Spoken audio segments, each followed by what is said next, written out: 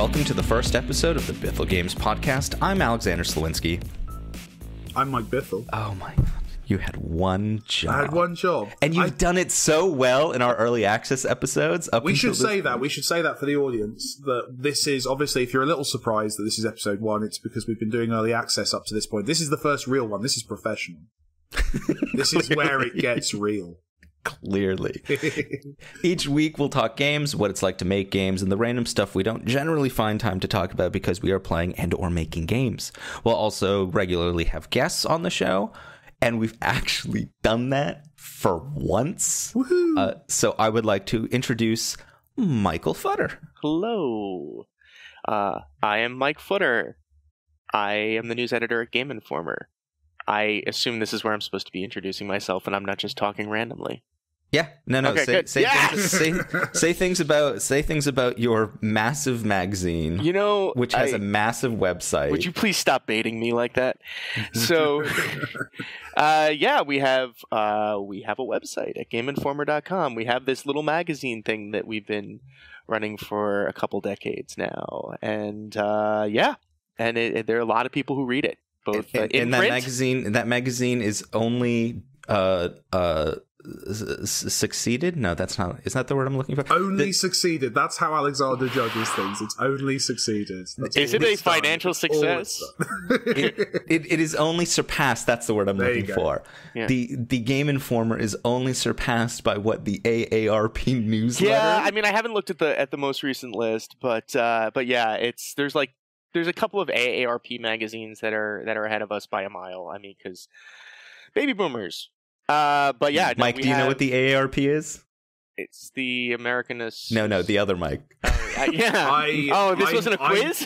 I think the whole magazine thing is really charming, and good on you guys for kind of going for it. We're gonna try to make it work. To be fair, we still have, I went on a long train journey yesterday, and I picked up a film magazine. We still have magazines in the UK. I think are even more popular than they are in the US. So I don't know why I'm being so judgmental. You're mean. I am mean. It was really nice seeing you and talking with you. I'm gonna go now. But yes, Mike Bithell, the AARP is the American Association for Retired Persons. So when you hit retirement age, they just send you a card in the magazine in the mail. Yeah, whether you want it or not. I was going to say, so it's unsolicited. Yeah, it's massive. My dad recently at Thanksgiving, he's like, and he made this joke twice. He's like, "I'm now a member of the largest annoying lobby." La la la. I'm like, yeah, I get it. You're 65. But they send it to you at 55, don't they? No, he just started getting it. So it's funny. We have the same joke over here, but it's the free bus pass. That's the threshold. When you have a free bus pass, he actually gets the senior citizen discount at restaurants now. I'm a little jealous. And the early bird, he goes for the early bird specials. And he falls asleep on the couch. Oh, well. What are you playing? So this week, instead of what are you playing, which would be the normal segment during this time, we're actually going to do our Game of the Year picks. 2015 has just concluded. We are kicking off these first real episodes in the beginning of 2016, and we're gonna have we've each made our top 3 choices for 2015. I'm hoping we have not coordinated this at all. I'm hoping there's. I can assure you, my number 1 is different than your number 1. Okay, that there's going to be a little bit of a mix in here. So we're going to do a cycle of number 3, a cycle of number 2, and a cycle of number 1. So we're going to kick off the number 3 for Mr. Mike Futter. What's your number 3 game of 2015? Tales from the Borderlands. Okay. Really? I really enjoyed it. There are a lot of things, and I just want to say this about Telltale, is that I thought they were becoming too ambitious. I thought they were spreading themselves a little too thin. I think they've had a killer year. And we still have the last episode of Minecraft Story Mode, but if you haven't had a chance to play that, holy moly, is it good. Really? Because they've got 7 different things going on right now, right? Well, they just announced the Batman thing. There's the Marvel thing, which I have some theories about. My guess is it's associated with the Netflix angle. So it's probably the more character-driven Daredevil, Jessica Jones, Luke Oh, I'd be down Cage. for that. Yeah, see? Tales from the Borderlands was this year. Game of Thrones was this year. They've got Michonne coming up, so a Walking Dead kind of mini-series that they're doing.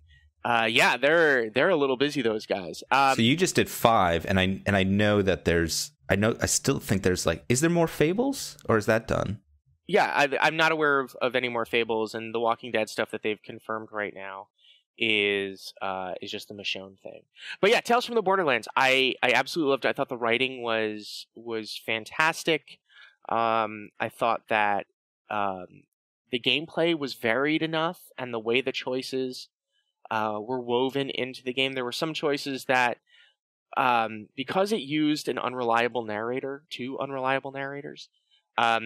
that the way that impacted the, somebody's going to remember that thing that Telltale, that Telltale meme that everybody. Is it Handsome Jack from? He's in it. Borderlands 2. He's in it, but he's not the main character. The main character are 2 brand new characters. Well, actually, more than 2 brand new. I mean, the cast is fantastic. It's well voice acted. I mean, no surprise. But I really loved it.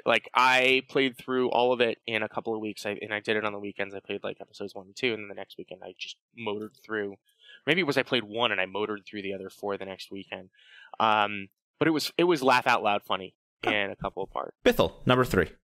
So it's on a similar theme, actually. My number 3 is Until Dawn, which was the game that absolutely surprised the hell out of me this year, because I'm not a horror movie fan at all.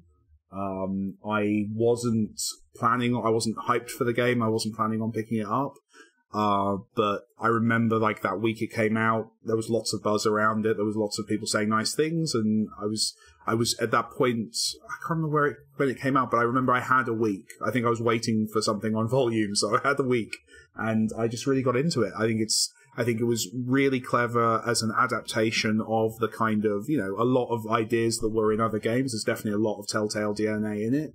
But for me, it just told a story really well, and it did it by committing to it. It wasn't a parody. I think that's the thing that really amazed me. I was expecting kind of a Cabin in the Woods style, let's subvert and postmodernize kind of horror movie cliches. But it actually just completely and fully committed to being that movie. And I kind of respected that as well. So it was just massively surprising, that game. Futter, did you Until Dawn? I did not yet. So I recently Until Dawn, and what I find interesting about it is exactly what Mike is saying. They committed to it, and I am surprised that it didn't get as much attention as it probably could have. And I wonder if that's because some of the choices that were made in it weren't necessarily the most friendly or modern, particularly the controls. The controls are very Resident Evil circa, tank control type of feeling. And those motion controls as well are super weird. That was the first thing I had to do, was switch off all the motion control stuff. Yeah.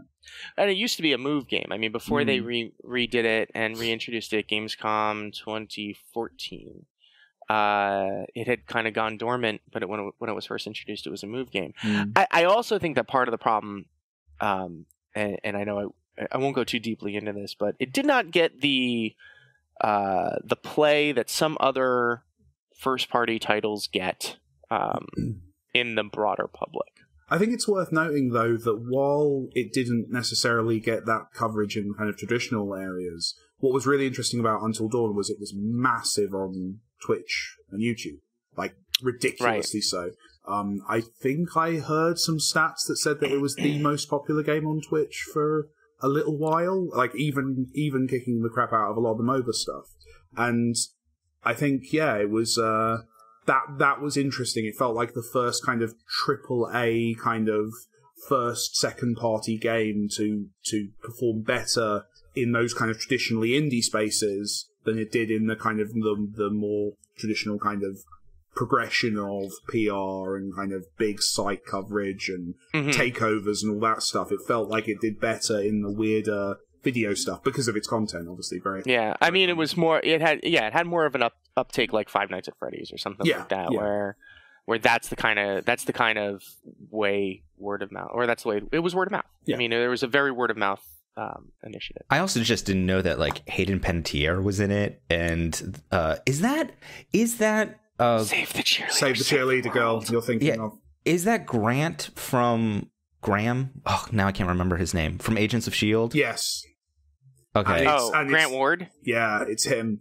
And it's aged down. Yeah, he's kind of aged down, but yeah, it's him. And then you've got the actor who's in like the B Spielberg movies. I can't remember his name, playing the psychiatrist. Berlin from Blacklist. The guy from Armageddon. Peter Stormare. Yeah, that's the one. Go. Yeah, who's for great. You. And it is an amazing showcase. Like the performance capture stuff in it is some of the best I think I've seen. You know, so it's some very cool stuff in there. Which leads us perfectly to my number 3, which is Metal Gear Solid 5. Oh, that little game. The Phantom Pain, which I expressed in one of our little early access episodes that I had finished Chapter 1, and I've been strongly encouraged to stop there. So I've stopped Metal Gear Solid 5, The Phantom Pain, at the end of Chapter 1. So my game has concluded. I feel comfortable with it, and therefore it is my number 3. Wow. Nice. All right. I don't know if this is... I don't know if we're doing something new here, where it's sort of like because it's a similar conversation to the one that happened with Alien Isolation. Like, people said that there is a certain point in Alien Isolation, if you stop right there, it's the game of the year.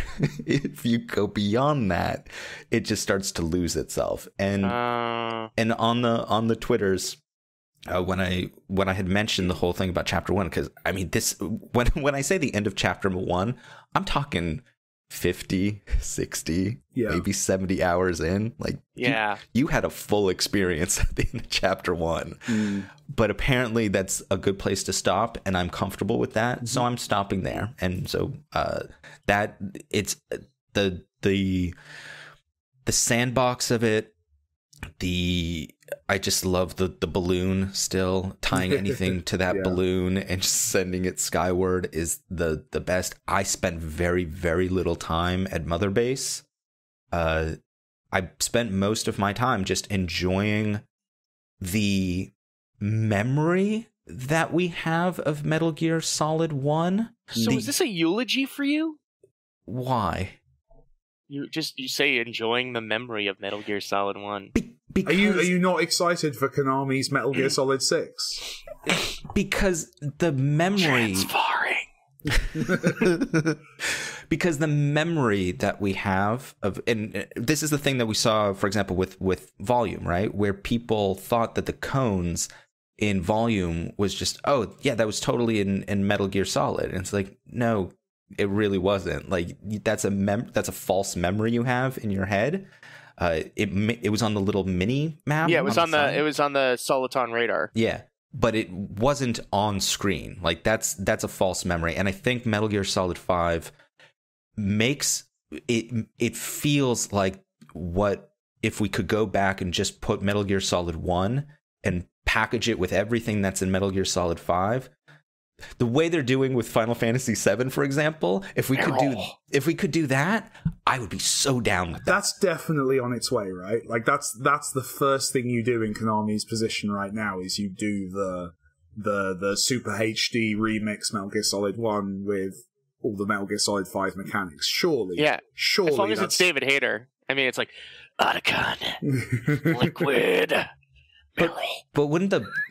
I mean, but if you redid Metal Gear Solid 1 with the Metal Gear Solid 5 engine, that would still cost bank, right? Oh, yeah. I mean, they still have the Fox engine, but you're talking about remaking everything. I can't imagine, like, Twin Snakes, when they remade it in Metal Gear Solid 2's engine, was terribly inexpensive. Yeah, that's still gonna send you into the, double-digit millions. Look, the next Metal Gear game is a free-to-play... Pachinko machine. Mobile. No, because Pachinko can't be free-to-play. Then they're not making any money. Come on, Bithell. They'll find a way. Like Bithell, do you even know how Pachinko works? Yeah. They put the money in. and then you don't get anything back. I just think that's very 2015 thinking. That's very 2015 thinking. I'm thinking outside the sphere. Exactly. There you go. I loved Metal Gear Solid. It almost made my list, but it kind of honestly fell off the list because I knew it would get on the list somewhere else to an extent. Like, wow. I pick up that torch. It's a solid game, and yeah, I think I got a little further than you, Alexander. But yeah, like you, I kind of don't have a need to carry on. Really, I felt like I got a great experience out of it. Futter, number 2. Number 2, Bloodborne. I have to say it like that, Bloodborne. This was my first completed Souls game. I have previously only played Demon Souls up to the point where the game glitched out and lost an NPC for me, and I'm like, F this noise. So I really enjoyed Bloodborne. The grind didn't bother me. I liked the more methodical nature of the gameplay, but I also appreciated the fact that it wasn't it was more aggressive than what I understand Dark Souls to be. Like when you talk about the grind, the pacing was still way higher than a Demon Souls, right? Oh yeah. And one of the things that I kind of loved about it was that it really encourages you to pick a weapon and stick with a weapon. So the Kirkhammer, which I got early, I had heard things about it. It's a gravestone on the end of a sword, and that's the other thing. The transforming weapons that allow you to change your playstyle a bit. So I was able to use the sword part of it. And then when I really needed to, when I could use some slower heavy hits, I could use that. The mythos around it, it felt very Lovecraftian. I'm a huge fan of Lovecraft. I'm a huge fan of things that riff off that. I mean, it wasn't directly Lovecraft, but I got the true ending. I didn't spend much time in the randomized dungeons. But yeah, I haven't played the Old Hunters yet, which is the DLC. But I loved it. Like, I was surprised how much I enjoyed it. I mean, and it was one of those games where my quintessential Bloodborne moment was at the very beginning of the game. You're in this town. You hear people wailing and crying, and they're behind closed doors. And you fight a couple of guys, and you cross this bridge, and you fight another couple guys, and then you come around this bend, and there's 15 guys by this giant bonfire. It is your first Bloodborne. Nope moment. And then you realize, oh, I have to go there. And then you figure out how to kite some enemies, because you actually screen share played with me, not screen shared, share played with me. Yes, yeah. And that was the exact moment in that game where I got to it and I was like, nope. Yep. Nope. Back up. Because it gives you that sense of danger that something like Starship Troopers does, right? Like Starship Troopers, it introduces the aliens as these things that will just destroy and eviscerate you. Yep. And so you're terrified. So when they get to that one camp and all the creatures come over the hill, it's like, oh, you're all dead. You're not coming out of this alive. And Bloodborne does that feeling with that bonfire where it's like you see that and you just back up because you're not doing that. Yep. So yeah, that's my number 2. Mike, number 2.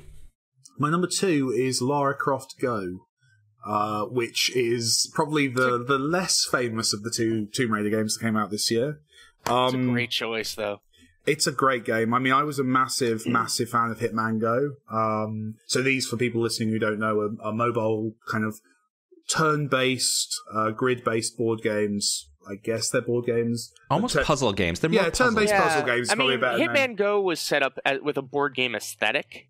Yeah, but it wasn't, was it? No. And they just basically what they do is they take the kind of the theme and the kind of the gameplay. It's almost like they're built around a gameplay description. So they take something like Hitman and they say, what is Hitman? Well, Hitman is a game where you go into an environment, you work your way around, you have a specific target to kill, and you take them out in the most efficient way possible. And then what they do is they strip that back into this kind of this turn-based puzzle. And while that worked really well for Hitman Go, I find Lara Croft Go incredibly inspiring creatively simply because it shouldn't work. It should not have worked. Lara Croft is a Tomb Raider series is about running around, jumping, killing the occasional thing, working out an environmental puzzle in the old days.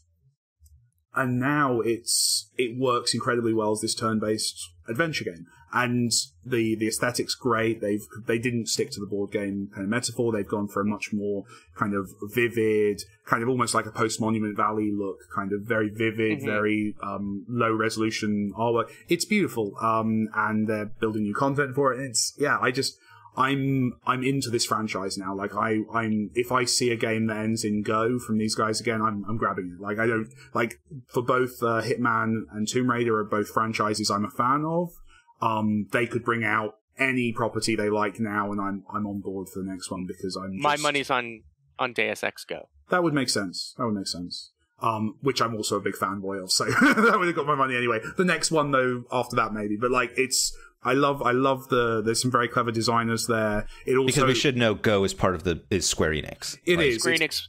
It's Montreal. Yeah, they've got a very small team. It has, I don't like saying indie sensibility because it implies that is somehow like the most heroic thing you can do, and it's definitely not the case. But like there's a real, it feels like a game made by a very concentrated small team.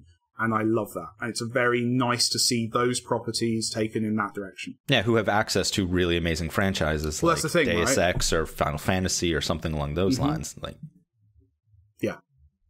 Very cool stuff. My number 2 is Fallout 4. Okay. So I have discussed Fallout 4 in previous episodes. Numerous times. My entire chain of operations and network of settlements that are all supporting and paying each other, and I've created a commonwealth in the Commonwealth. The main story, I think Fallout 4, in terms of that, falls into the same category we've seen time and time again from the Bethesda games, Oblivion, Skyrim.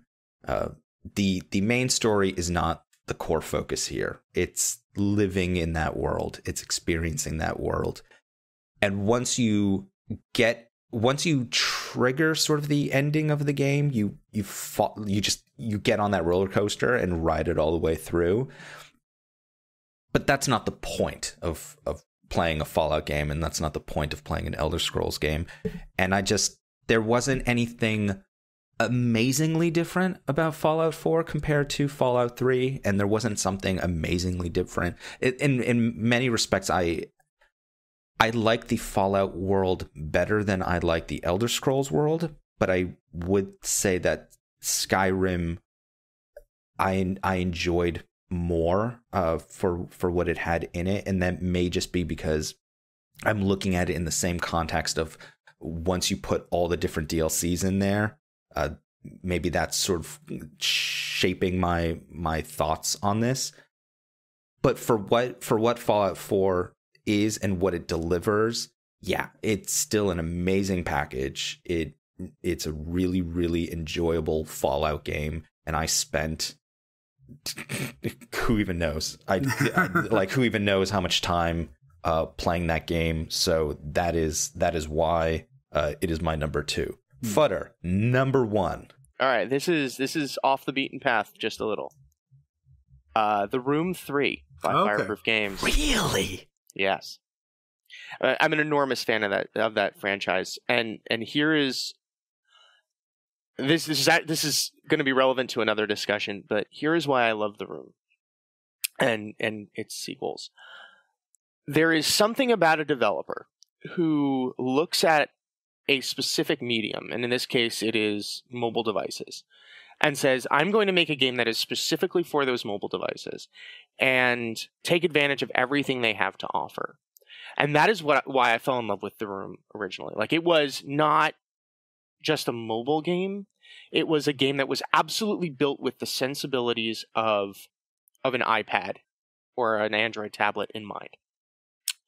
This game in particular takes, and they've been improving with each entry. This game is more, I won't say open world, but it has a more open environment, more connected environment. So you're not just, the first time it was like you were around a table. Yeah. Then in the second one, you were in rooms and you could go to like 1 or 2 different places. And this one, you were actually like looking around multiple different things in these rooms. But there's secret endings, there's secret puzzles to figure out. I mean, that's right in my wheelhouse. But if there's one thing that the game did, it also revealed to me why I'm so excited for VR. Because I think a lot of people have this misconception about VR, that it's going to be the games we played before, but I'm going to be looking around and they're going to be there. I think when we get to the point, and I think we're already starting to see this with VR, that the greatest experiences are the experiences that are made to take advantage of that sensibility that don't work, at the very least, as well, but maybe not at all on a 2D plane. So I fell in love with The Room. It is one of the few series that I get super, super excited for every time a new game is released. And this time is no different. Yeah. A game that I think, a lot of British developers are kind of massively proud of what those guys have achieved and what they've done with it. Very cool. Mike. Speaking of esoteric British games made for mobile devices, my number one is Her Story, which I think Her Story gets a lot of praise for the kind of the tone and the story and all that stuff, and that's cool. Her Story is a game where you have a bunch of video clips of interviews and interrogations with a woman who's been accused of a crime, and you have to kind of piece together and try and work out what happened, basically.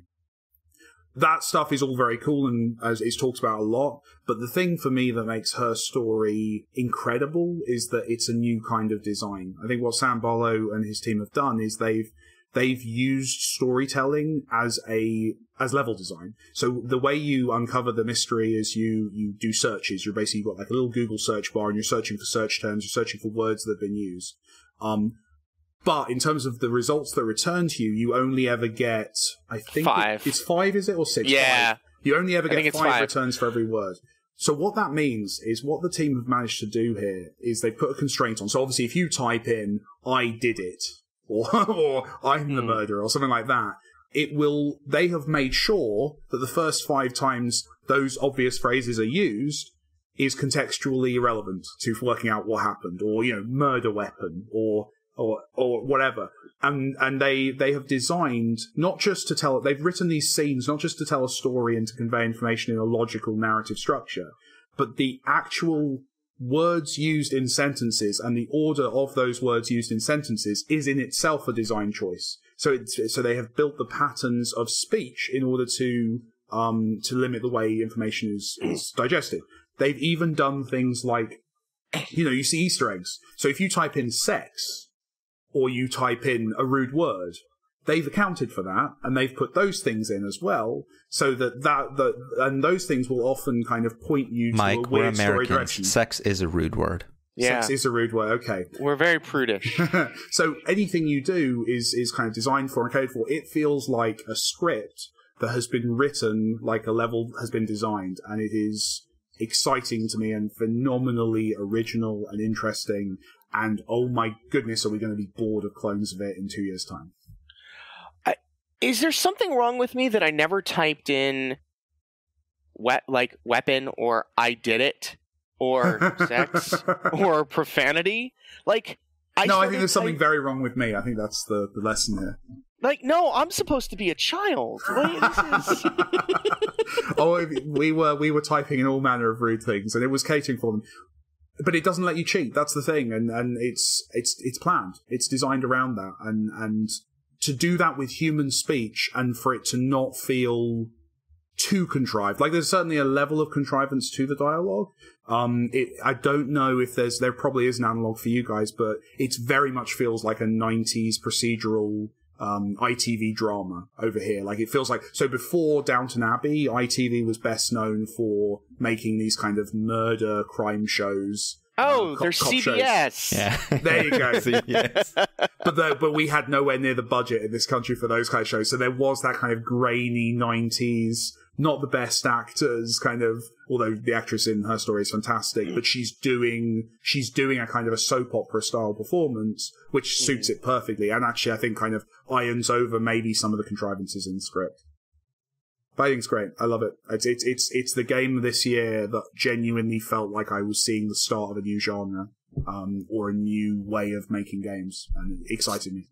It's definitely on my top 10 list. It might even have been my number 4.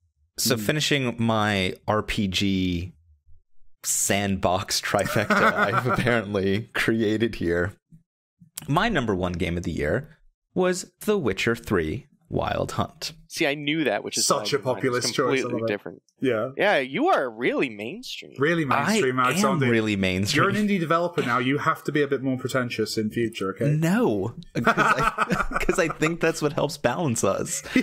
I am super mainstream. Yeah.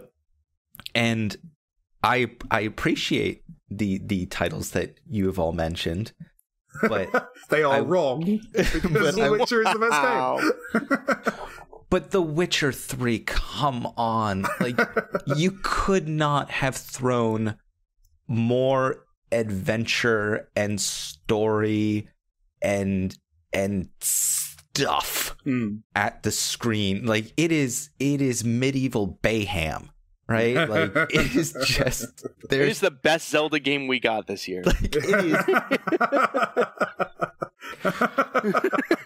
like there should, you're right, like we should have like Geralt, like blonde hair dye and like pointy ears, and we'd have Zelda with with the F word, with the F word and the intimate relations, plowing. Yeah.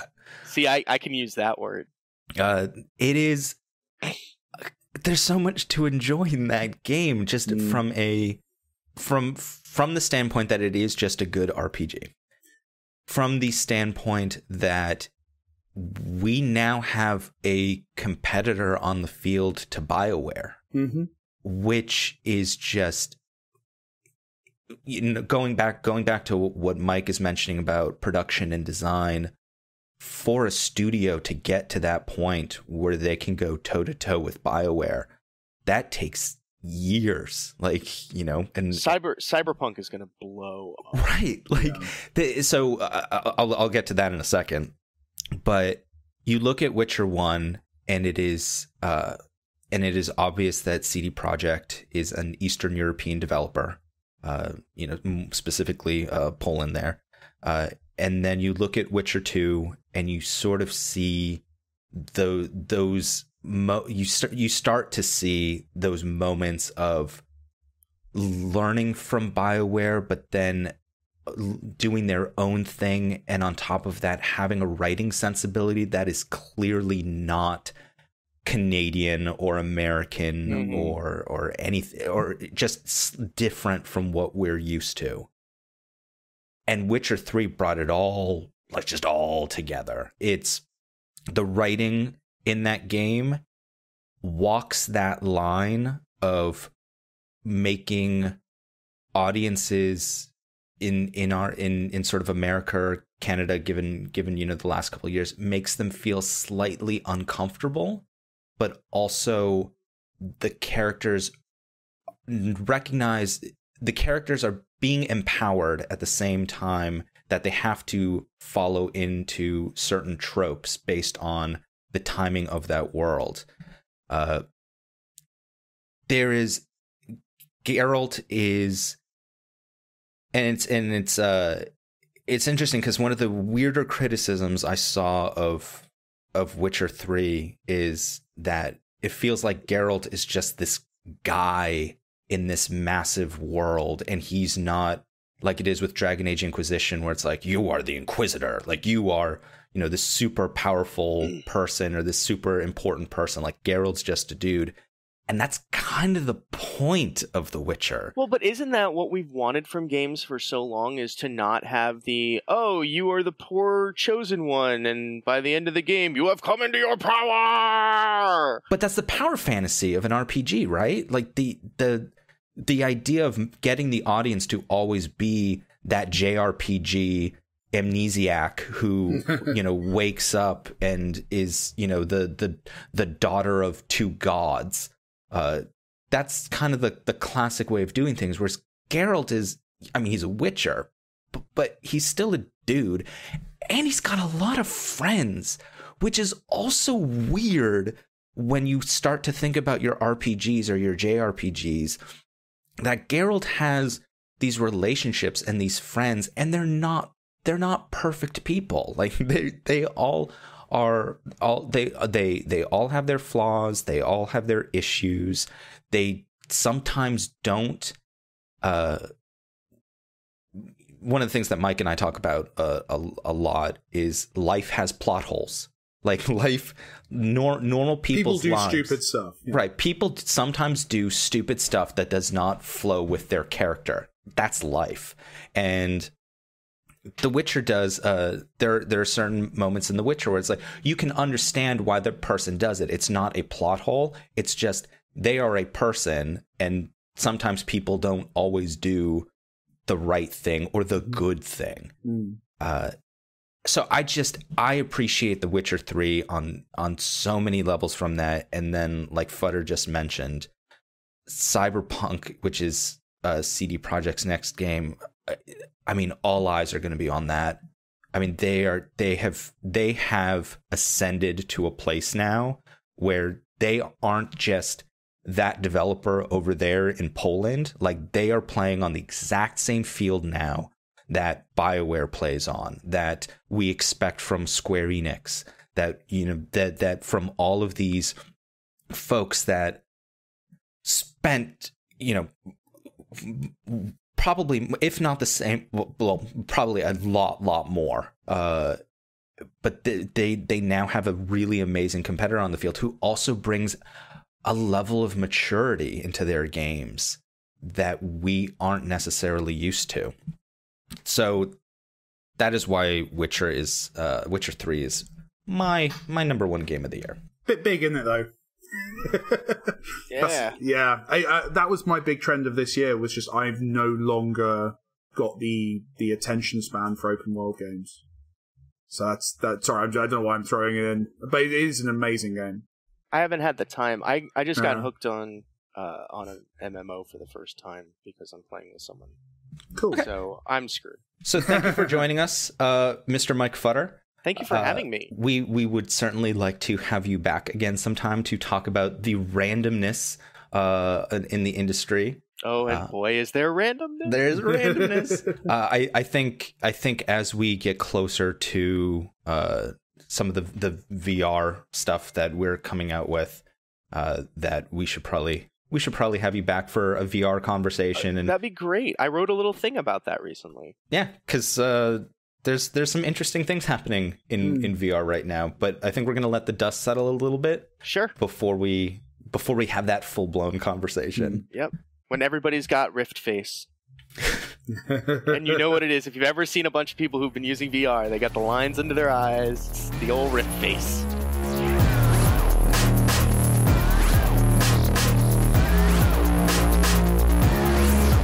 All right, so what's going on at the studio, Mike?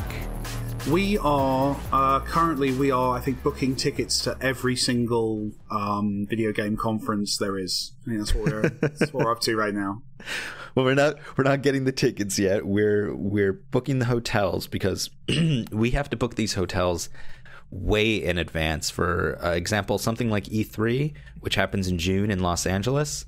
We have our hotel all set up, because if you do it any time within, I don't know, 2 months of the show, you end up being at a hotel many miles away, having to go through LA traffic, which is not a joke. Like every movie you've ever seen or someone talk about LA traffic, it is real.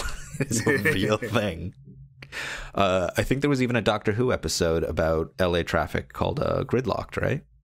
I think that's actually more specifically about M25 traffic, but I feel culturally we have our similarities. It's been cool kind of choosing the hotels, but even, I mean, some we've looked at are already fully booked, right? Or they're locked down by the conference organizers. Correct. They are locked down by the conference organizers, and, you know, at some designated time, they just open the floodgates and you have I don't know, like 5 minutes to book your room. Otherwise, it's complete. I mean, it's kind of what's happened with the PAX tickets. I mean, PAX East, those tickets go on sale and they go off sale very, very, very quickly. And that's a open show. So we should cover what the sort of calendar looks like for a studio like ours. And I can speak to this from our side of the pond, and I guess there you should cover the more UK specific ones, because you actually have some regional, very specific regional conferences which we don't so much have. So the first one will be next month, and it's called DICE. It is the executive conference of sort of the video game industry. It's where all the sort of bigwigs show up, and there's the DICE Awards, which you've probably heard about if you follow game awards and stuff like that. But that is the first one of the year. So that's the executive conference with an awards show, and it's not posh, but it's a lot of people getting a lot of business done in an environment that isn't GDC, which is the following month. So go into what GDC is, Mike. So GDC started kind of almost as an anti-conference, right? Like, it was originally, I think it was like people met around someone's house and talked about game design back when game design or game development in general didn't have conferences beyond kind of tech conferences. So it was kind of the first conference, I think, in America at least, to focus specifically on the creative stuff.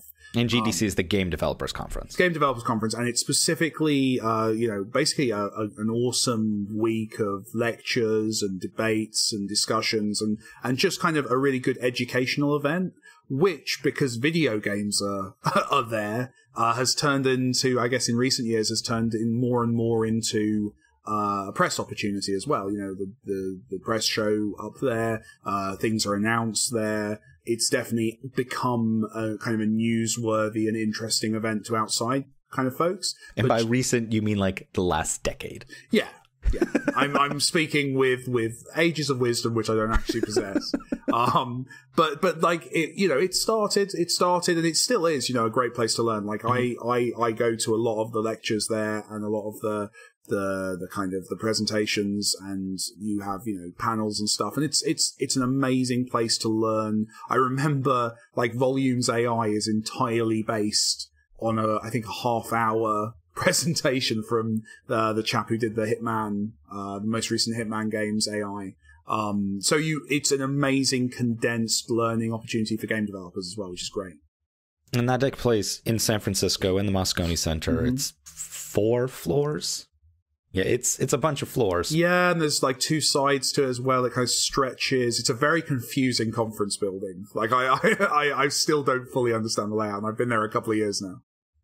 Oh yeah, because it's not just the main building, which is 4 floors. There's actually it's like a basement corridor. Yeah, there's north and south, which also are 2 separate buildings away from that main building, which have roundtable discussions going on and presentations and what else? I mean, it's just a bunch of. There's a show floor as well, which is a lot of kind of third-party providers, kind of lots of people, selling tools that developers use or services that developers need to make use of. So, yeah, it's a massive, very development-focused conference, and it's probably my favorite, I think, because it's the one that's most tailored to stuff I'm interested in. And of course, there's also a big social side to it. There's lots of very lavish parties and very big events outside of the main thing. And also San Francisco has lovely breakfast places. That's something I always look forward to. Belinda's is amazing. I get very excited just thinking about their French toast. Then after GDC, we have PAX East. And if you don't really follow the industry at all, PAX is a quote consumer show. It's where the public can come. It typically has a massive show floor where I wouldn't say, I mean, the sort of the 2Ks and the Activisions and them show up, but it's definitely not the showing that they have for E3, which is a couple months later. It is definitely more herding people through a theater so that they see a specific game that's coming out in the next 6 months. And then off of that, there's typically the Indie Mega Booth, which has grown in popularity over the years, and the Indie Mega Booth now takes up a massive section of the show floor, and that's typically where independent developers will show off games in various stages of completion and polish. We've certainly seen games in the Indie Mega Booth that are months away from release, that are clearly going to be on your PlayStations and Xbox and all that type of stuff, and then you've got your games that are very much not. There's a good idea there, but it is still months, if not years, away from being ready. But you usually get a really good sense of what folks are working on. So the Indie Mega Booth is by far one of my favorite things to walk around during a PAX. And PAX also has a board game section. You can play board games with folks. There's presentations. Pretty much every kind of major podcast that's games related that you're aware of usually has a live show there. Outlets, your IGNs, your Greg Millers, they all have their presentations there as well. So it's a very community public presentation and celebration of the video game industry. Then comes E3. Yeah, which is just horrific. No, you know what? I'm not going to do that, because everyone always does that about E3 and complains about it and says it's horrible. It was my first E3 this year, and I had fun. I love E3. I really enjoyed it. It's exactly what I expected it to be all those years as a teenager, kind of watching the coverage. You have the big, so it starts with the big press conferences from the platform holders and the mega publishers, which we got into. So it's always Microsoft, Sony, Ubisoft, and Nintendo sometimes shows up, sometimes not. Sometimes not. Bethesda was the new one this year. EA. Right, and Bethesda just dropped the mic this year. Yeah, so we were very lucky to go and see a lot of those, and that was cool. So I got to spend the first day just experiencing E3 in the way that I guess a lot of gamers assume E3 is, just that big razzmatazz stuff, and that was fun. And then the rest of E3 I spent in the Sony kind of area of the floor, just kind of showing volume to journalist after journalist after journalist after journalist, which is, I guess, honestly, like the game developers' kind of default role if you're bringing something out.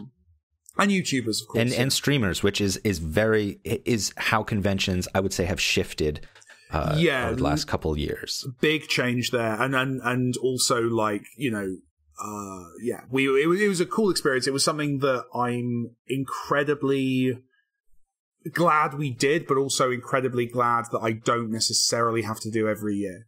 Like it was something that was fun, but it's always a very tiring experience in demoing, doing interviews. It's not exactly working down a mine, but it is, it's heavy work, and E3 was quite tiring. And spoiler, you're probably going to have to do it again this year with Coda. Yeah, but there will be a year. I have to keep believing the one year there'll be a year where it's a bit quieter. But yeah, I think even Coda, though, because it's more of a known kind of quantity, what volume is, and it's kind of out there, I think it's going to be a little bit easier. I'm actually more concerned with Coda this year because of the VR technical aspect of it. Yeah, because of the VR nature of it. It's with Volume, it was just hand over the controller. You could do your introduction and then just let them play, right? Because that's sort of our presentation style, is just, here's the introduction, here's the controller, go ahead and do your thing. Yeah.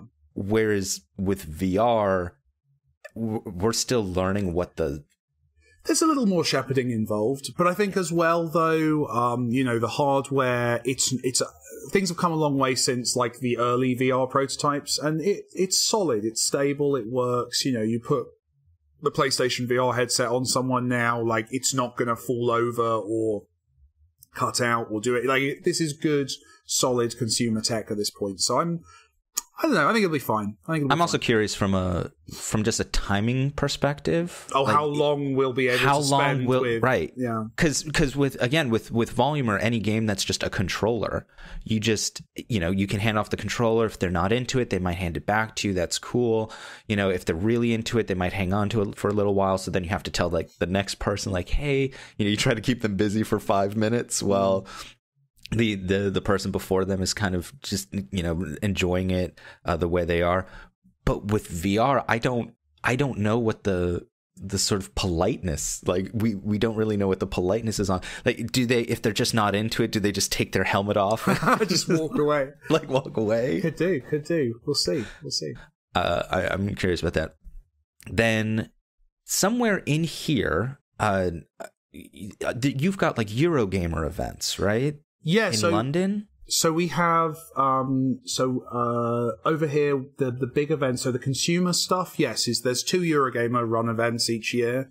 Eurogamer and Res. Res traditionally has more of a focus on the kind of the more indie, esoteric or PC end of things, and Eurogamer itself is more focused on the kind of the console end of things. And what is the timing and location on these things typically? So they've just flipped it around. So Eurogamer historically was always in London.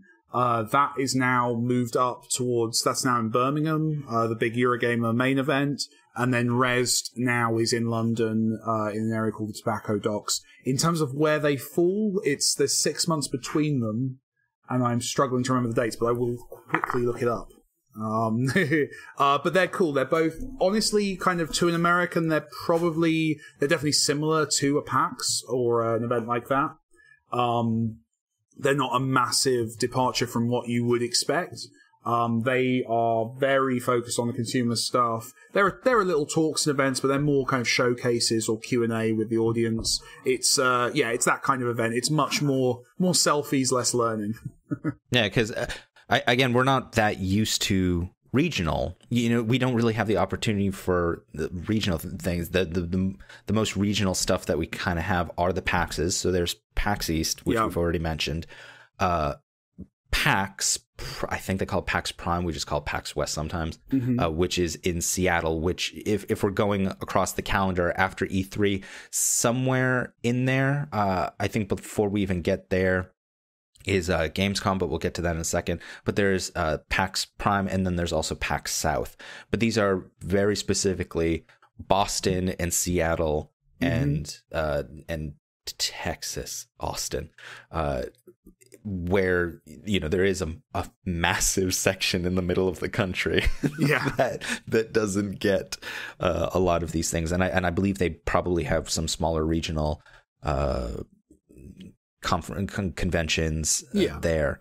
Well, but we still complain. I remember when EGX, so that's the core Eurogamer Expo, that moved from London. There was a lot of complaints about that, and that's up to Birmingham, which is, I want to say, only a couple of hours away on the train. To give you the dates on those, Res is mid-April. So that's the one that's in London, and then the Birmingham event, the big blowout one, is towards the end of September. So they kind of sit either side. So obviously, EGX is where you have all the big Christmas releases. Res is, usually slightly earlier out, so there's less of that kind of stuff.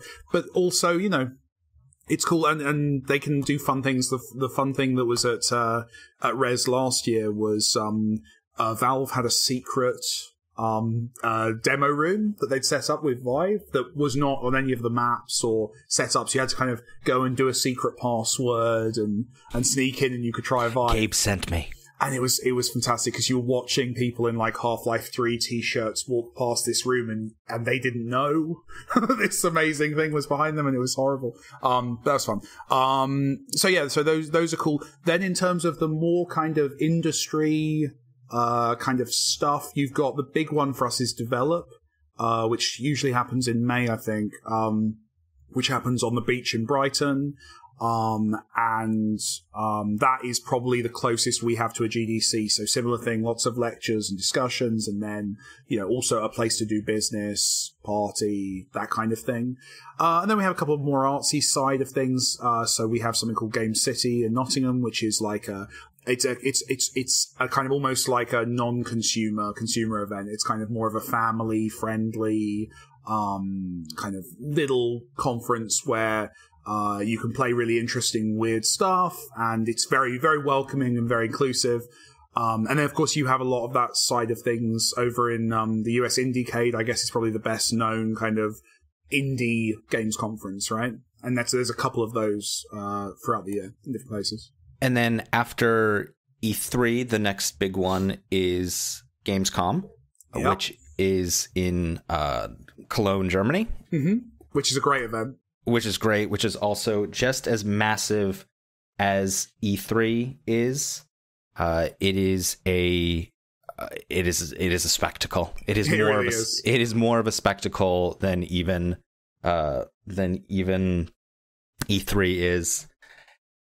You have your press conferences like you do at E3, but then after that, you have a show that has 300,000 attendees at it. Yeah, to put it in perspective, that is over 3 times as big as Eurogamer Expo in the UK, much bigger than any PAX. It's just a sea of humanity. And if you're a game developer, the best part is before the press conferences, there's 3 days of GDC Europe.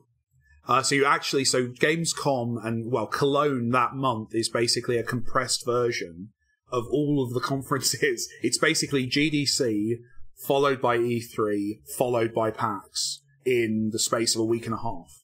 And I've done it once. I've done all 3 aspects of that. And yeah, it's intense. You sleep well after that. But usually I tend to go to one of the 3 things, or maybe 2. Like, I'll go to GDC one year, or I'll go to the kind of the consumer event version of it one year, or I'll go, you mix it up. But yeah, that's a heavy event, and a lot of stuff is done there. There's a lot of announcements. You have the big games press conferences, and a lot of games get announced at Gamescom because it's where, the European arms of all of these platform holders announce their stuff. So there's a lot of stuff going on there. We announced some volume stuff there. We've done lots of things with kind of Sony Europe at that event, and it's heavy then. And then the final sort of one of the years, the Tokyo Game Show, which I've never been to, and maybe who knows? Maybe it'd be nice to head over there sometime. I've never been to Japan. It's not in the budget, I can tell you that. It's not in the budget. Okay, we're not going to the Tokyo Game Show ever. That's a shame. I had to find out in front of all these people. But yeah, no, I'd love to go there at some point. I think it's a completely different set of games. That's the thing that always amazes me about Tokyo Game Show is there's this entire games industry kind of serving the Asian market that just is completely different to ours, which is exciting. Yeah, we used to send reporters over there, and it was several days of them just trying to find anything to write about that would make its way over to the American or European markets, and then just finding the most bizarre things that would never be shown at a GDC or a Gamescom or anything along those lines. So that's kind of Tokyo Game Show, and the coverage from Tokyo Game Show always ended up being, here is this JRPG that we hope is going to get translated for, the American and European market. A game that we know is going to be converted over, like Castlevania, but it's usually not a massive announcement. It's just something random about Castlevania or random about Demon Souls and gets announced there. And then finally, them just putting on like a pregnancy bodysuit or something else really bizarre. But that was typically the Tokyo Games coverage. Very binary, two very specific but very opposite stories. Yeah. But yeah, that is I want to give a sense to the folks of what the conventions look like during the year, and that there is now something. It used to be you didn't really cover GDC. You obviously had E3, and Gamescom was prior to 5 years ago was a very different show. So now we have a convention almost every 2 months, and that is certainly expensive for our development side of things, because we do have to pay to go to these events. So it does cost a fair bit on that. And then in many circumstances, you also have the booth costs, which doesn't happen if you have if you are being published by a specific publisher, that you might receive booth space from them. But other than that, if it is a show that doesn't have massive publishers or someone who can cover those costs, it's just something that we absolutely factor into our budget every single year, and that's why I've figured it was an interesting thing to bring up as what's going on at the studio, because we do have to budget for these things. Yeah, and I think it has some kind of more esoteric kind of qualities as well, beyond just kind of, obviously you go there to do business, to promote the game, to talk to partners and all this kind of stuff. But for me, it definitely fulfills an emotional role as well, because both of us we're game developers working from home largely.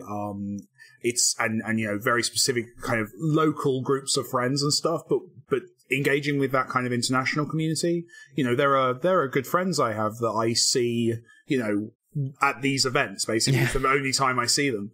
And that's good for the soul. Like seeing people, seeing people who are having the same life as you, because there are only, it's a very small population, in terms of per capita, who are making these games and working on this stuff.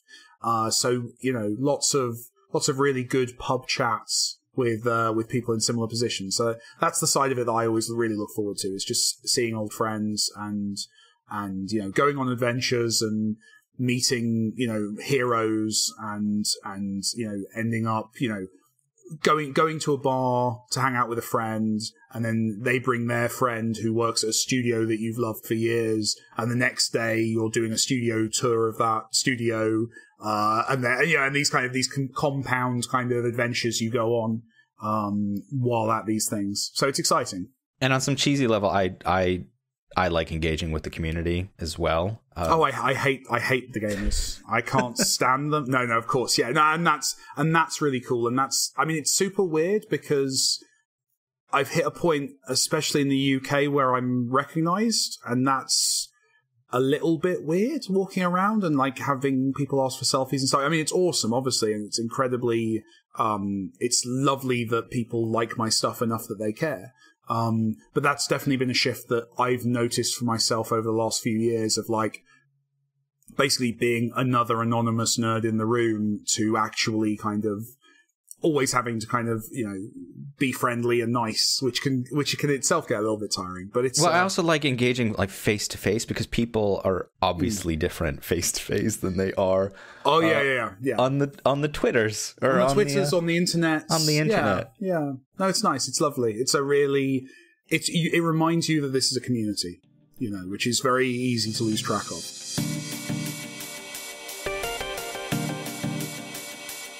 All right, and now we've got a bit of reader mail, which I realized. So it's funny, our producer Jonathan dropped me back, and he's like, quote, reader mail. And I realized, oh wait, we don't have readers. We have listeners. We have engagers. We have social capitalizing. No, I think I like reader mail. I like that. Because we're on YouTube, we're on iTunes. Yeah. So, we've also got viewer mail, although we haven't gotten to that stage yet of I think everyone should include with their email a full description of how they have engaged with our content. No, I like reader mail. Okay, I say reader mail stays. Okay, so we're sticking with reader mail then. So this this bit of reader mail is from and I apologize profusely right now if I say your name wrong, and please feel free to let us know how to say it, to pronounce it properly. I'm going with Salman. It's Salman. Does that sound about right to you, Mike? Because I'm not sure if this might don't bring me into your guilt. Okay. No, yes, no, absolutely, yeah, no, that sounds about right. Okay, Salman, so this is from Salman. Mm-hmm. He asks, or she asks, again, apologies. I you know what? Hold on, we're gonna Google this for a second. He writes, yeah. How do you guys stay motivated during a long project? Seeing as the development period of Thomas Was Alone and Volume felt like they were in development for 2 years or more. I find this especially hard when it comes to my games and end up working on another game as to not get burned out from working on a single game. I've asked other successful devs about this, and they said that they had similar problem but resolved their issues through discipline rather than motivation as they used to before. Yeah, I mean, the first thing is I'm an incredibly bad person to talk with any authority on this subject, as Alexander well knows. I get very excited about things.